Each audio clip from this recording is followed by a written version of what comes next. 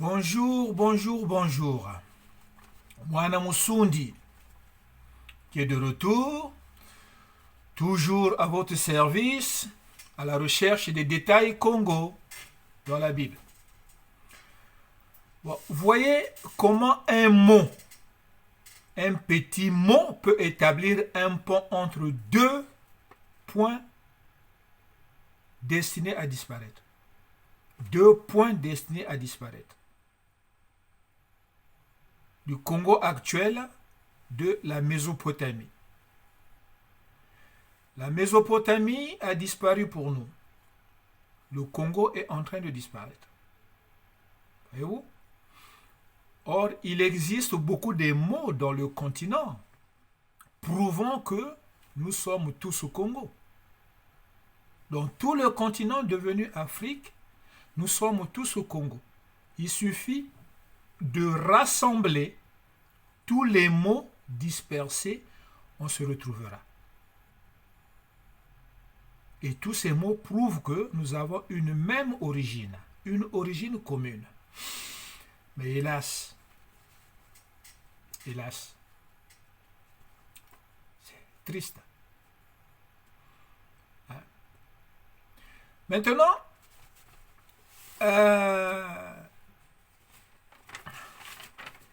le travail qui est à faire, nous allons ensemble voir un mot tiré du lexique Kikongo pour preuve que nous venons de la Mésopotamie.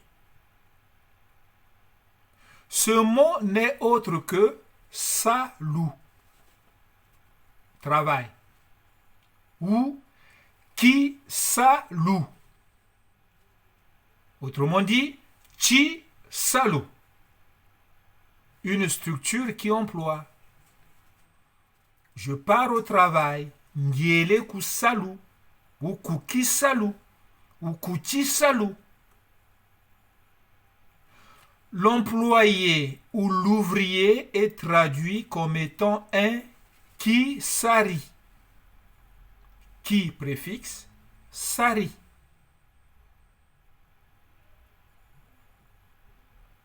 L'expression ngamba ou kingamba désigne le serviteur. Donc, loin d'être un synonyme, le manœuvre est celui qui n'a pas de qualification. Ngamba. Donc, Kisari puise son origine dans le vocable Sari de la langue Congo originale. Suivez bien. Là, nous faisons un vol direct du Congo qui consume jusqu'au Mésopotamie pour aller rendre hommage à nos ancêtres disparus. C'est là-bas que le mot sari était, comme je dirais, le choisi du roi, l'élu du roi, ce qui donnera tsar en Russie. Tsar veut dire le choisi du peuple. Poutine est le choisi du peuple. Mais dans Poutine, quand vous enlevez le in, qu'est-ce qui reste? Pout. Pout était un des frères de Couch, fils de Cham. Après l'éclatement de la Mésopotamie des Chamites, Couch et Pout sont allés faire l'Asie, la Mongolie, c'est en majorité les enfants de Pout. Ça, il faut bien le retenir. Voilà. Donc, en réalité, Le sari était celui que le premier roi de la terre choisira pour constituer la classe des nobles, autrement dit ses proches. Par la suite, ce nom sari deviendra la fonction qui occupe un dignitaire auprès du roi. C'est ce que confirment les écrits de Jean-Jacques Glasner que j'ai avec moi. Les chroniques mésopotamiennes. Et là, dedans, j'ai retrouvé les clans qui portent les noms qu'on retrouve dans le Congo actuel, dans le Poul. Pourquoi dans le Poul? Parce que le Poul a été fait par les Basundi. Et les Basundi sont les descendants d'un Sounda.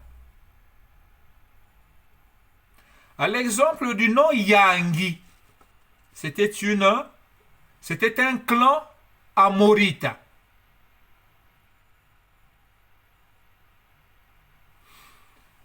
Là-bas aussi, ils avaient conservé le nom des dignitaires qui étaient des Sari. Vous allez aussi retrouver le nom commun dans l'Euphrate moyenne. Il y avait un pays, Mondarou. C'était aussi un clan amorite. Là-bas aussi, ils avaient des Sari. Mais retenez une chose, c'est de chez eux, les Mandarous, que sortira le nom Mandala. Et je suis en train de préparer une vidéo, l'origine des mandalas. Regardez là où, en direction de mon doigt, c'est un tableau mandala. Dans le pays Kundu,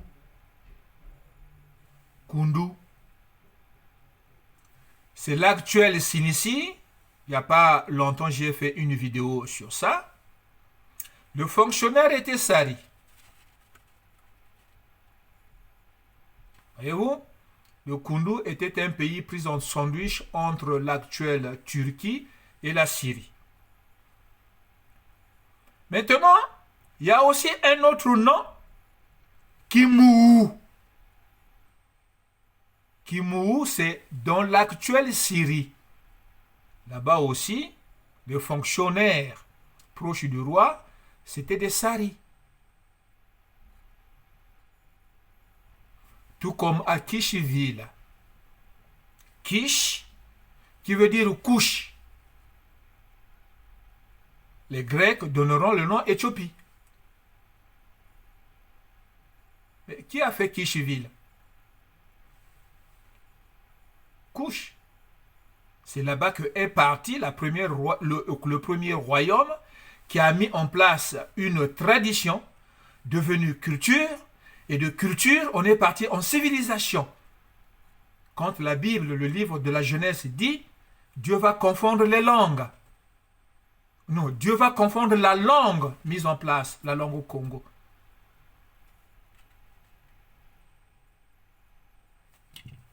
Voilà. Donc, comme je l'avais dit au début, vous voyez comment un mot peut établir un pont entre deux points destinés à disparaître. Le Congo actuel et la Mésopotamie. Ouais. Or, il existe beaucoup de mots dans le continent prouvant que nous sommes tous au Congo. Avec une origine commune. Mais hélas, comme disait mon grand-père, je reprends son expression, Kwa fuilambongi kakwa sala ntongwako. La table ronde n'est pas l'invention de l'homme qui est devenu blanc. La case à palabres était considérée comme table ronde, là où tout le monde apportait une idée. On en discutait pour un projet commun. Aujourd'hui, ça n'existe pas.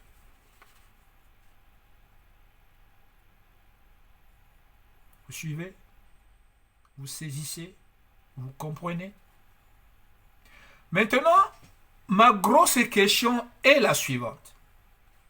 À partir de quel moment ou à quelle station ce mot sari a pris le préfixe qui pour se retrouver en forme du mot employé qui sari. Alors qu'il désignait l'élu du roi à l'origine. Donc, pour le savoir, évitons donc le vol direct. Congo, Mésopotamie. Non, faisons des escales.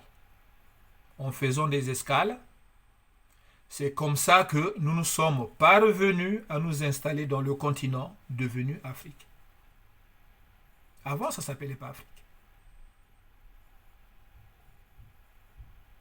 Si le continent porte aujourd'hui le nom Afrique, ça veut dire que nous l'avons perdu. Il n'est plus à nous. Donc, la question continue. Est-ce que ce sont les Bayombe et les Baluba, après la chute de la Grande Éthiopie, de la Grande Égypte plutôt, Égypte-Congo, avec les Ramsès,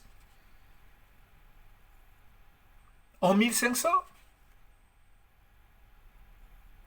Est-ce que c'est avec les Bayaka par rapport à la chute de Napata? Ou les Basundi avec la chute de Merowen Sunda? Les grands qui disent, oui, Soudan c'est une expression arabe, mais les Arabes ne sont qu'apparus hier là, avant les Arabes. Le Congo existait. D'où vient l'arabe d'abord? L'arabe, c'est un enfant né du sémite et du chamite. Hein? Parce que les Arabes ont envahi le pays, ils ne peuvent pas adopter les expressions qu'ils retrouvent sur place.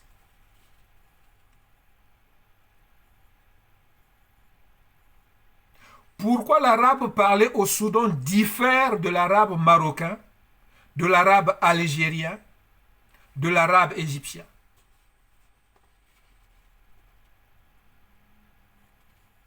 Que veut dire tradition en Congo ou en Kikongo? Donnez-moi la réponse. Nos grands vont dire Tchikoulou. C'est faux. Le Tchikoulou, c'est une structure où les anciens se retrouvent. Pour parler de quoi? De la tradition, justement. Mais que veut dire tradition? Ça aussi, c'est un sujet à traiter. Voilà donc. Je dis ensuite qu'il n'existe pas beaucoup de manuscrits qui parlent ou qui mentionnent le nom Sari tel qu'on l'aura, je l'ai retrouvé dans les chroniques mésopotamiennes. Il n'y a pas beaucoup. Ça, c'est un point. En Égypte-Congo, ce nom Sari est confondu, finira par être confondu avec la position de l'eunuque. Or, le mot eunuque sera apporté par les Grecs. Comme nous aimons toujours ce qui vient de l'étranger, voilà comment le nom Sari se retrouvera relégué. C'est comme j'ai dit, en Égypte, Congo, le nom Sari sera confondu avec la position de l'eunuque. Et c'est dans la Bible. Là encore. Parlez encore de la Bible. Écoutez, ceux qui sont allergiques à la Bible, soit vous me zappez tout de suite, soit vous êtes obligé de supporter, de souffrir. Parce que moi, la Bible me permet de retracer mon identité. Et c'est dans la Bible que je retrouve les détails Congo. C'est quand même bizarre que ce livre qui est faux va valoriser les détails Congo.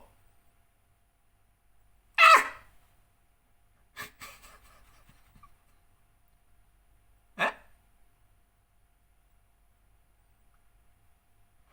Je ne fais que mon travail. Voilà. Je suis le Kisari des Sundi. Que vous le voulez ou non, je ne cherche pas le buzz, moi. Je suis là pour retracer l'identité Congo. Et c'est dans la Bible que je retrouve plus de détails. La Bible fut écrite à cause de cette civilisation Congo qui s'est mise en place. Pourquoi à cause? Parce que la civilisation Congo a noyé les préceptes, les principes, la loi universelle aux dépens de ce que lui, il a mis en place. Congo. Voilà. Donc, je disais, c'est dans la Bible que je retrouve le mot eunuque. Par exemple, le livre de Matthieu, au chapitre 19, le verset 12, où Jésus, qui n'a jamais existé d'après les contradicteurs, mentionne plusieurs types d'eunuques. Connaissez-vous un livre au monde qui parle des eunuques comme Jésus l'a clarifié? Qu'est-ce qu'il a dit dans Matthieu chapitre 19 verset 12? Il a cité 3 types d'eunuques. Il y a l'eunuque qui l'est de naissance, c'est-à-dire par malformation congénitale. Ça existe, ça. Que ce soit du côté féminin, que ce soit du côté masculin. Mais là, on vise plus le sexe masculin. Deuxième point, c'est celui qui est devenu eunuque à cause de la méchanceté des humains. La version dit à cause des hommes. Mais moi, je ne dis pas homme, humain. Voyez-vous? Donc, ceux qui disent qu'en Égypte, l'esclavage n'a jamais existé, mais si on fait d'un homme un eunuque, ce n'est pas mon frère que je prendrai pour dire, bon, toi, tu vas garder mes femmes, mais pour que je puisse avoir confiance en toi, il faudrait que je te coupe le zizi. Non. On va toujours choisir un étranger qu'on va payer à prix d'argent. Celui qui viendra vendre cet étranger est quoi? Vendeur d'humains. Et celui qui achète, tout ça, c'est l'esclavagisme, non? Après on dit que oui, dans ce temps-là, le mot esclavage n'existait pas. Oui, mais la pratique existe. Quand on dit Mowumbo, c'est quoi? Bon. Troisième catégorie, troisième type d'eunuque, c'est celui qu'il est devenu par sa propre volonté. Exemple, Jérémie avait reçu l'ordre de la part de Dieu. La mission était d'avertir le peuple. Mais il ne fallait pas qu'il se marie parce que ce qu'il allait dire était tellement fort, dur, qu'il allait se retrouver ennemi avec sa propre femme. Une femme dira quoi? Tu veux faire de moi veuve aussitôt, sachant que ce que tu vas dire, le peuple va être contre toi. Mais si le peuple est contre toi, moi aussi je risque d'en pâtir. Donc Dieu dira, ne te marie pas. Donc, fais mourir les désirs sexuels. Voilà. Voilà le troisième type d'eunuque. Ça, c'est Jésus qui n'existait pas, qui le dit. Jésus qui n'a jamais existé, mais qui a dit ça. Mais Matthieu qui a écrit, pourquoi lui-même il ne s'est pas attribué ses propres expressions-là? Il était quand même instruit, ce Matthieu-là. Voilà. Et aussi dans le livre de Ésaïe, Ésaïe 56, versets 3 et 4. Là, on retrouve l'idée que Dieu donne espoir aux eunuques. Mais quel type d'eunuque? Peu importe lequel. Mais surtout ceux qui sont nés à défaut du sexe. Voyez-vous? Donc l'espoir que Dieu donne, la consolation qui sera apportée par Jésus. Voilà comment le chrétien doit voir les choses. Puisque Jésus apporte une promesse par rapport à ce qu'il a fait comme miracle, qu'il va guérir tous les maux. Tous les maux. Les puissants et les puissants retrouveront la force virile. Voilà la promesse que Jésus a faite. Mais non, pour ceux qui ne croient pas en lui, tant pis. Mais ceux qui croient en lui, laissez ceux qui croient en lui, il faut continuer de croire. Mais moi, je suis là que pour relever mes détails Congo, moi. La Bible est un livre qui retrace les détails Congo. Il y a aussi le livre de Jérémie 38, le verset 7. Alors là, les scientifiques ne pourront pas douter. Si on peut prendre ce passage-là, Jérémie 38, verset 7. 38, verset 7. Qu'est-ce que nous lisons ici? Et Ebed-Melech, l'Éthiopien. Là, nous sommes en quelle année là? Nous sommes en 659. Yoshia est roi de Juda. Il a vécu de 659 629. Jérémie parle de Ebed-Melech l'Éthiopien. Donc, un Éthiopien Congo qui est au service d'un roi israélite.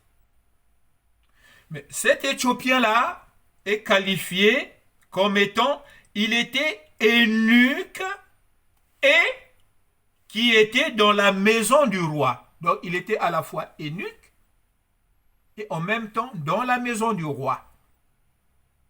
Donc, ça pouvait être soit un mercenaire par rapport à sa force, soit quelqu'un qui s'intéressait à la vie judaïque. Par rapport à ses qualités, à son courage, Yoshia va le mettre dans sa cour. Il devient en même temps, comme il est eunuque, mais en même temps sari. Vous voyez?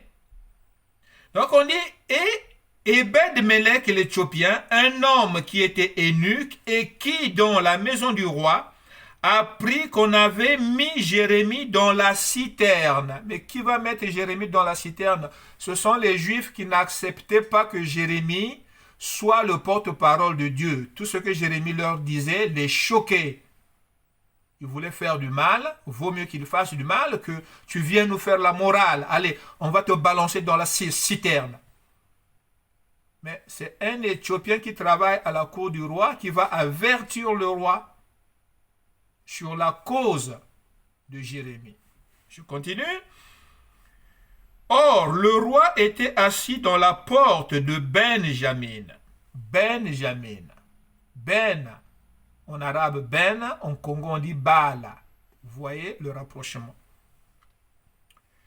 Ebed-Melech sortit donc de la maison du roi et parla au roi en disant: Ô mon Seigneur, le roi, ces hommes ont mal agi en tout ce qu'ils ont fait à Jérémie le prophète, qu'ils l'ont jeté dans la citerne, de sorte qu'il mourra là où il est, par la suite de la famine.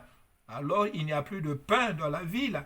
Non seulement nous sommes en famine, on est en train de crever de faim, mais ils ont pris Jérémie, ils l'ont jeté dans la... Et là, le roi va dire à Ebed-Melech: prends des hommes, va le délivrer.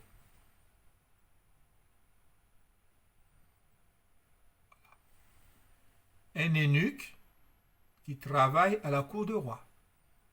Donc lui, il est en même temps eunuque et sari.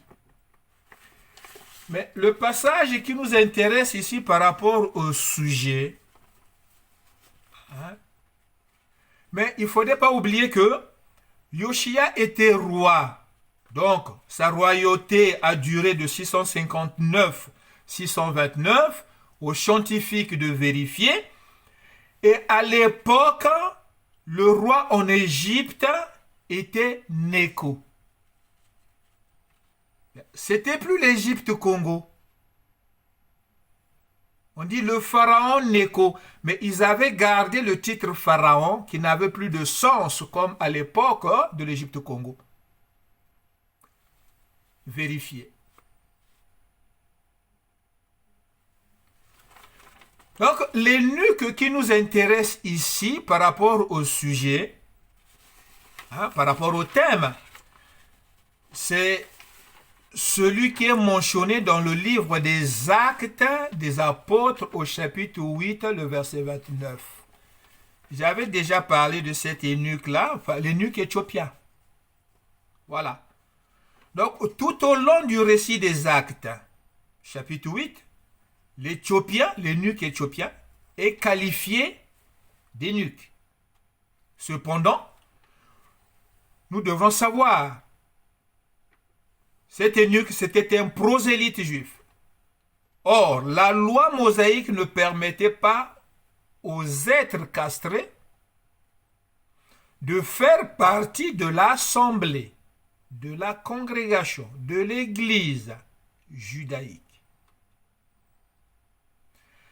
Et quand on parle de la circoncision, donc, il n'y avait pas que les hommes, les femmes aussi subissaient ça.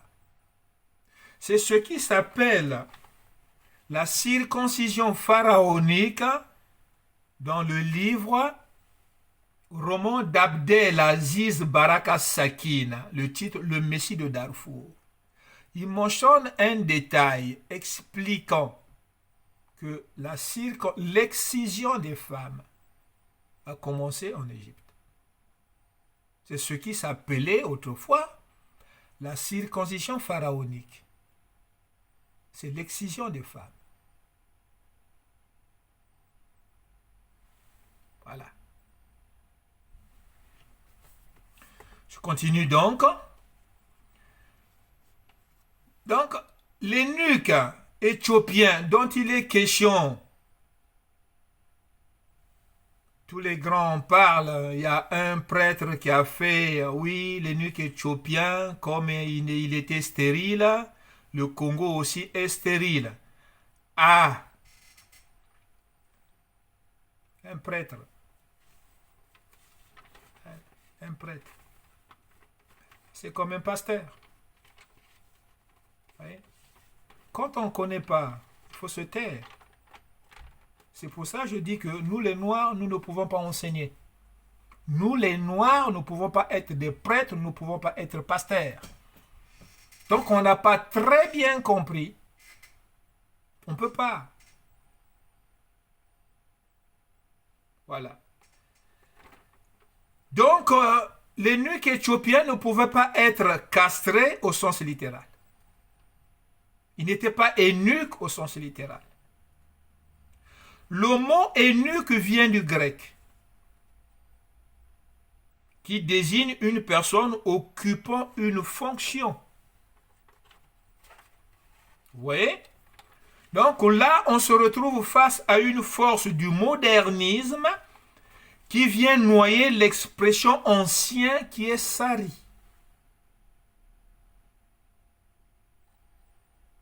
L'expression sari sera donc reléguée dans le lexique du commun des peuples.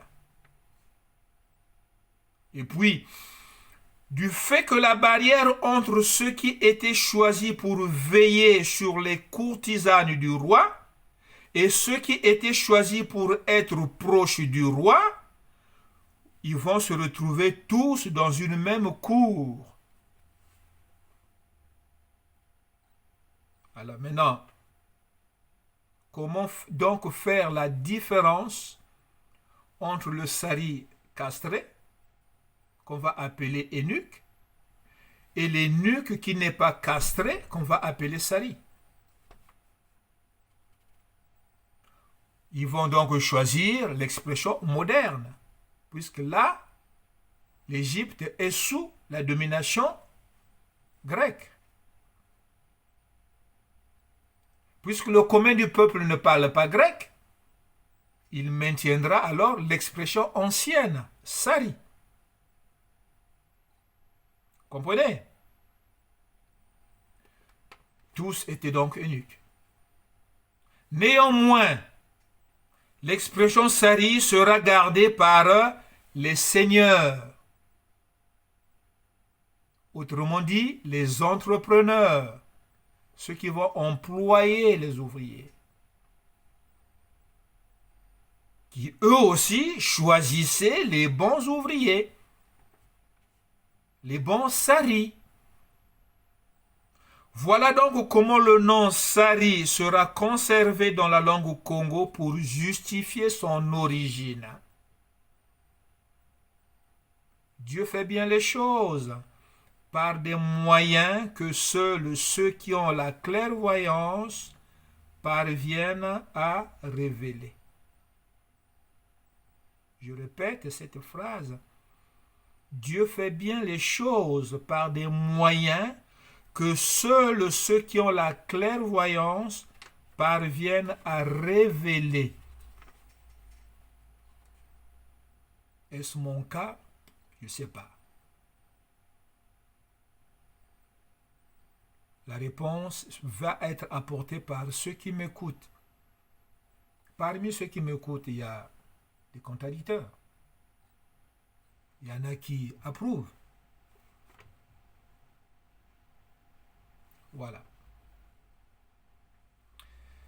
Voilà, donc le sujet, dans le sujet présent, vous avez retenu le nom Yangi. Le nom Yangi. Ça ne vous dit rien?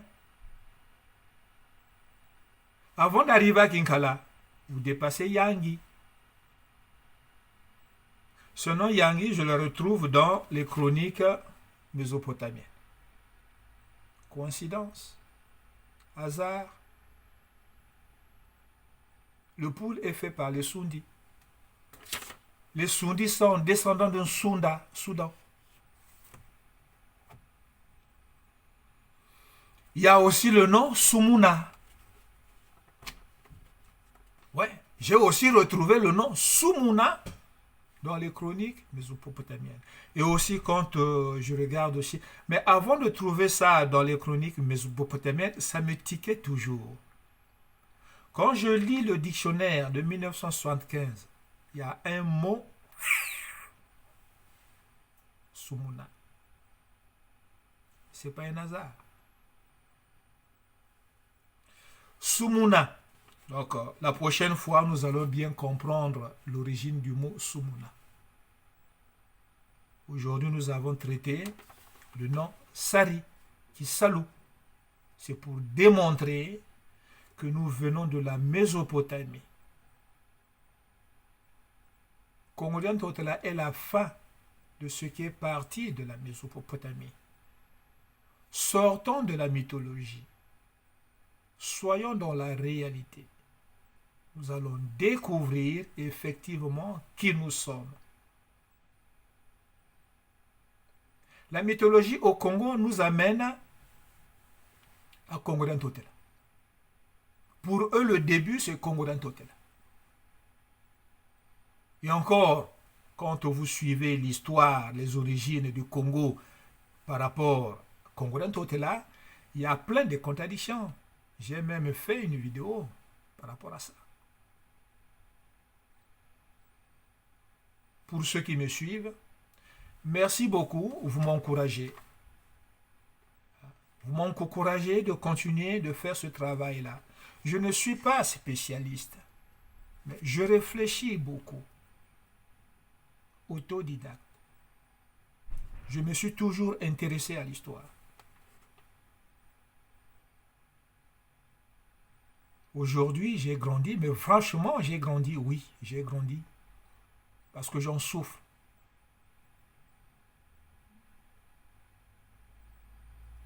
Merci. La prochaine fois, nous allons voir Sumuna. Et quand vous regardez le tableau à côté là, hein, ce tableau-là que je vais décrocher pour vous, voilà.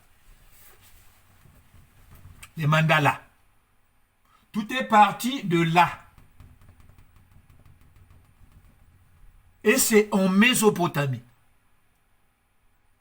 Allez-y sur Wikipédia. Tapez mandala. Qu'est-ce qu'ils vont vous dire?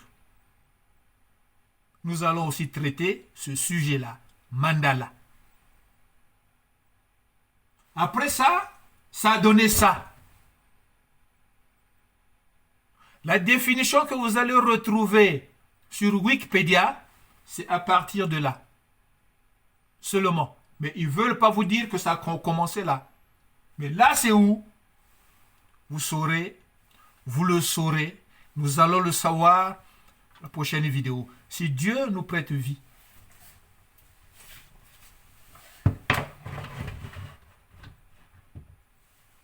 Et ouais.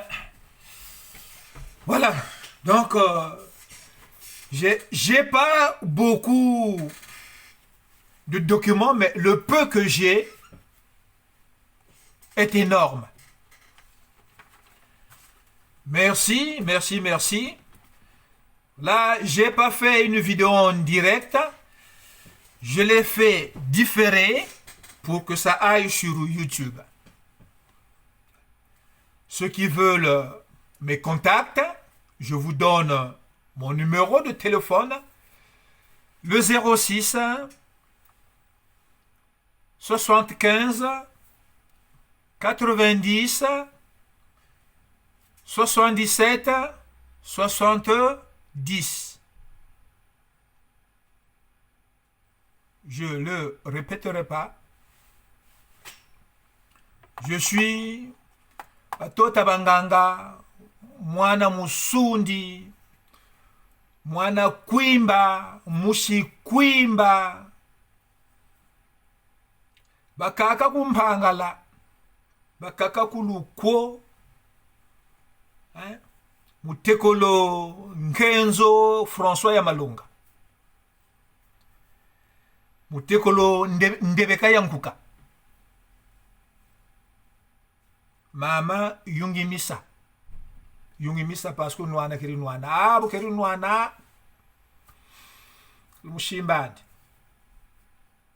Donc, voilà ma biographie. J'ai fait 11 balles à Kinkala avant de me retrouver au Gabon. J'ai pris la nationalité gabonaise où on m'a attribué le nom à Mvouri. Oui, mais on se retrouve. Hein?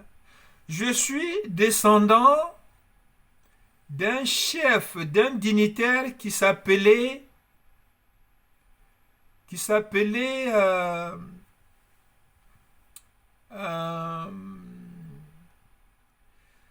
Ndambani.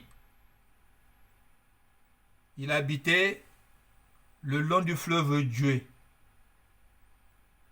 Ce nom est arrivé au Gabon, on l'a franchisé, c'est devenu Dabani.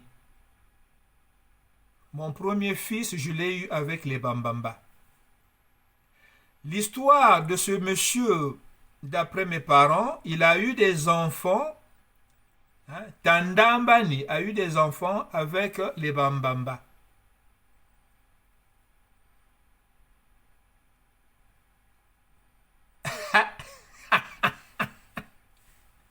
Allez, ciao.